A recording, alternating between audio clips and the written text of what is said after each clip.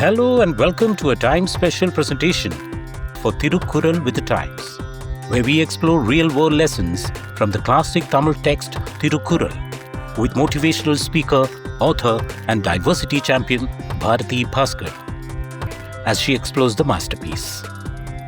There's something about longing and the moon. From poet Percy Shelley to the daughters of the ancient Tamil king Pari, several souls who have gone through sorrow or the pain of separation have spoken about the beauty of the night and the moon. So did Thiruvalluvar. The author reminisces how the ever-present moon offered solace to her as she grieved her father. Across cultures and throughout history, the night and the full moon have stood as steadfast companions to those enduring the sorrow of separation. The night, with its vast, shadowed expanse, represents the mysterious realm of subconscious, the unknown, and the introspective, the place where secrets lie and truths are often hidden from our conscious mind. The moon, ever-changing and timeless, reflects our emotions and passage of time. Its phases speak of renewal, of rebirth, a quiet celestial reminder that even in loss there is always the potential for transformation.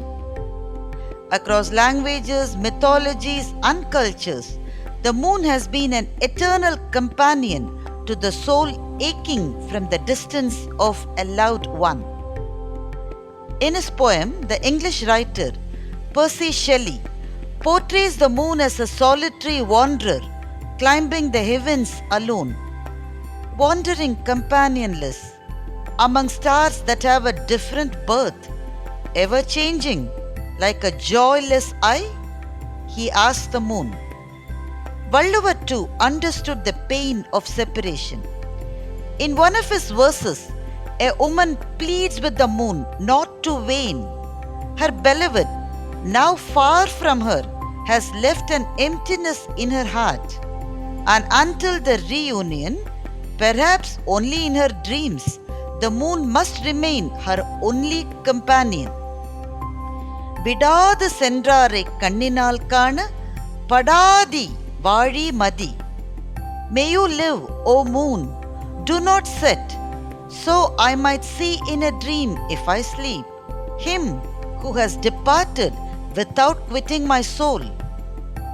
For those left behind, the night and the moon become a bridge between memory and hope, a quiet reassurance that love transcends even the longest of separations. When my father passed away some years ago, I comforted myself with thoughts of his life, how he had lived fully and freely, never confined to the sterile walls of a hospital, save for a minor cataract surgery. He had passed away in his home, surrounded by his loved ones. I resolved to celebrate his life rather than drown myself in grief. During the rituals, my sisters and I were busy, answering calls, receiving visitors, fulfilling our duties and the customs. I believed I had conquered grief, that I had moved beyond the sorrow and was ready to return to my life. Then one evening, as I returned from work, I noticed the clothes still hanging on our terrace. Our maid, who usually brought them down, was on leave that day. I climbed up to gather them. The night was a full moon night. The sky was paddled in silver light. And as I stood there, lost in the beauty of the moon, a verse echoed through my mind, one that has travelled across centuries, crossing the oceans of time. The daughters of the ancient Tamil king Pari once penned these words, a poem marked as sung by Pari Magalir. King Pari, benevolent ruler known for his valor, was deceived and killed by the coalition of the Cheras, Cholas and the Pandyas. His orphan twin daughters, grieving for their lost father and land, wrote this. Our father was here on the last full moon night, and the land was ours. This full moon night, as drums beat in celebrating of those who vanquished us, our land is not ours, and our father is no more. As I stood there under the same full moon, I thought last month my father had seen this very light. He had been there, and now he was gone. In that moment, the floodgates of grief opened. It was not a quiet, measured sobbing, but a raw, uncontrollable release of sorrow. It felt as though Pari's daughters, separated from me by 2 millennia, stood beside me, mourning in unison. 3 daughters united in the shared ache of loss. At the altar of time, life may wither like a fragile soap bubble, transient and delicate.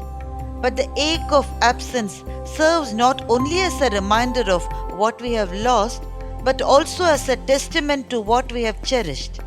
The moon, in its eternal cycle, teaches us that even in the darkest of nights, there is the promise of renewal.